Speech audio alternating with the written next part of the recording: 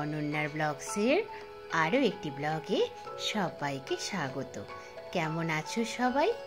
আজকে সকালে উঠে ব্রাশ করে ফ্রেশ হয়ে ব্রেকফাস্ট বলতে চা বিস্কিট খাওয়ার কিছুক্ষণের মধ্যেই মা বলল, ডিম রুটি খাবি? সে অপরচুনিটি কি আমি আবার মিস করি নাকি? চটপট সস দিয়ে ডিম রুটি খেয়েই মা বলল, যা স্নানটা সেরে আয়। তো সেই জন্যই স্নানটা সেরে এসে দেখলাম মায়ের ফেলনা সবজিটা রেডি হয়ে গেছে। বলল, নেড়ে চেড়ে নামিয়ে দে। ফেলনা সবজি কেন বলছি? ওই সবজিটা ছিল লাউয়ের খোসা, আলু আর পেঁয়াজ দিয়ে ভাজা ভাজা করে মা তৈরি করেছিল। লাউয়ের খোসা তো জেনারেলি সবাই ফেলেই দেয়, তো সেই জন্যই খোসা ভাজা বা খোসা ভেজে বেটে যে সুন্দর সুন্দর সবজি টাইপের বলতে মাখা মাখা হয়, কিন্তু পটলের খোসা নাকি ভেজে বেটে এক ধরনের টেস্টি সবজি, অনেককে খেতে শুনেছি। তো এগুলোকে ফেলনা সবজির আওতায় ফেলা হয়। তো যাই হোক, তো সেই রকমই একটি ফেলনা সবজি আজকে তৈরি করে নেওয়া হয়ে গেছে। তো তারপরে দেখলাম মা বলছে, মাছের মাথাগুলো ভেজে তোল, তারপরে বাটা মাছগুলো ভেজে ভেজে তুলবি, তারপরে সব কিছু দিয়ে একটাই ঝোল বানানো হবে।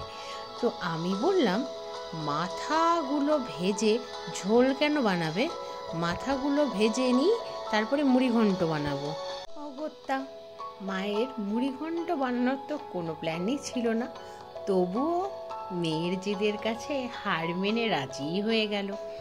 তো সেই মতোই মাছের ঝোল যেটা তৈরি হচ্ছে আজকে, কালকের মতো সেম প্রসেস মেনটেন করে প্রথমে তেলে মাছগুলো ভেজে তুলে রাখলাম, তারপরে কড়াইয়ের মধ্যে ফোড়ন দেওয়া হলো জিরে তেজপাতা, তারপর আলু পটলগুলো দিয়ে ভালো করে ভেজে নিলাম কিছুটা, তারপরে দিয়ে দিলাম পেঁয়াজ কুচি দিয়ে খানিকটা ভাজা ভাজা হয়ে যাওয়ার পরে দিয়ে দিলাম টমেটো ক্যাপসিকাম কুচি দিয়ে আরও খানিকটা ভাজা ভাজা করে তারপরে দিয়ে দেওয়া হলো পরিমাণ মতো নুন। তারপরে ভালো করে ভাজা হয়ে যাওয়ার পরে মা যে হলুদ গুঁড়ো, ঝালের গুঁড়ো, জিরের গুঁড়ো, ধনের গুঁড়ো, আদা বাটা দিয়ে মশলার পেস্টটা জলে ভিজিয়ে রেডি করে রাখে, সেটা দিয়ে ভালো করে নাড়িয়ে চাড়িয়ে কষিয়ে নিলাম। যখন মশলা থেকে তেল বেরিয়ে গেল, তখন পরিমাণ মতো ঝোলের জল দিয়ে দিলাম। ঝোলের জলটা যখন ফুটে গেল, তখন দুটো চেরা কাঁচা লঙ্কা অ্যাড করলাম, তারপরে একে একে মাছগুলোকে দিয়ে দিলাম। আর মা এর মধ্যেই ছাদে চলে গিয়েছিল জামা কাপড়গুলো নেড়ে দেওয়ার জন্য। তো সেই জন্যই আমি শুধু মাছগুলো দিয়েই ঢেকে দিয়েছিলাম। নিচ থেকে জিজ্ঞাসা করলাম চিৎকার করে, ওমা, মাছের মাথাগুলো কি দিয়ে দেব? কিছুই শুনতে পেলাম না। তো এসে বলছে, মাছগুলো দিয়ে দিলেই একটা মাছের মাথা অন্তত ঝোলে দে, বাকিগুলো দিয়ে মুড়িঘণ্ট না হয় বানাস। তো ঠিক আছে, এক পিস মাছের মাথা দিয়ে দিলাম। তারপর 5-7 মিনিট ঝোলটাকে ঢাকা দিয়ে স্ট্যান্ডিং টাইমে ফুটিয়ে নিলাম।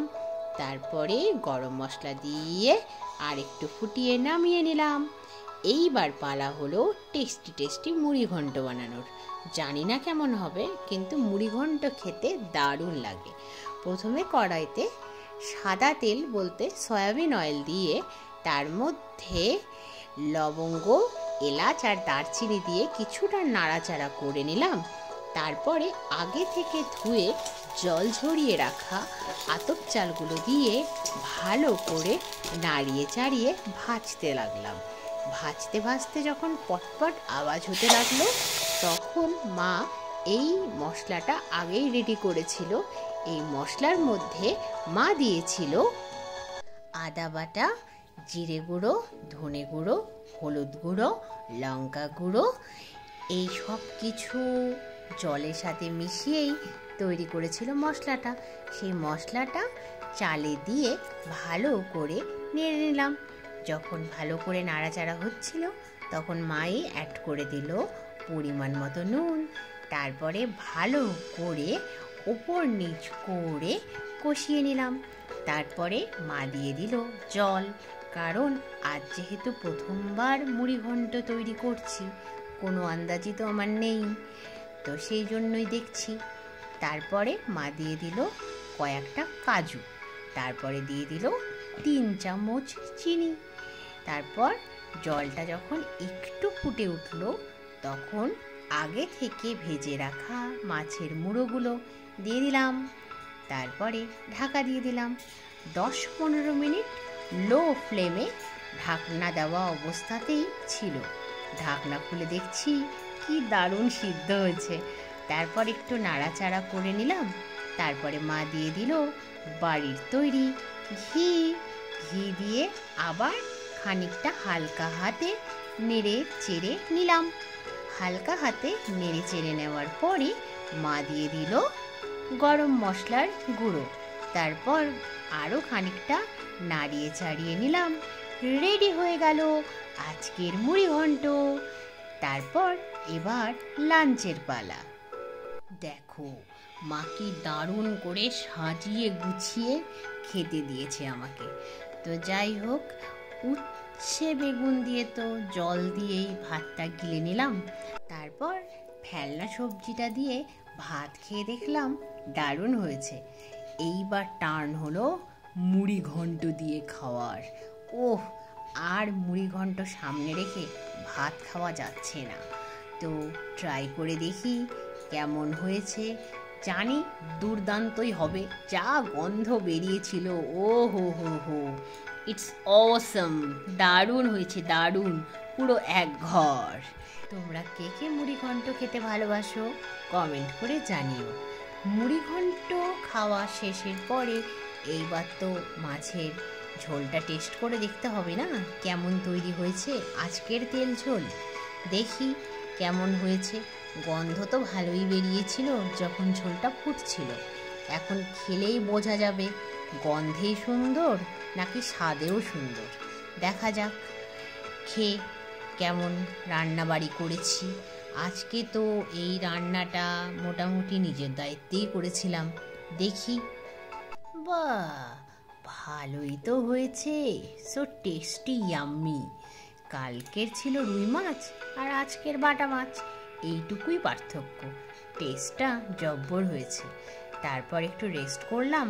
তারপর রেডি হয়ে বেরিয়ে পড়লাম, কারণ কালকে বৈশাখ মাসের প্রথম মঙ্গলচণ্ডী, সেই জন্য ফল বাজার তো করতে হবে, সেই জন্যই যাওয়া আর কি।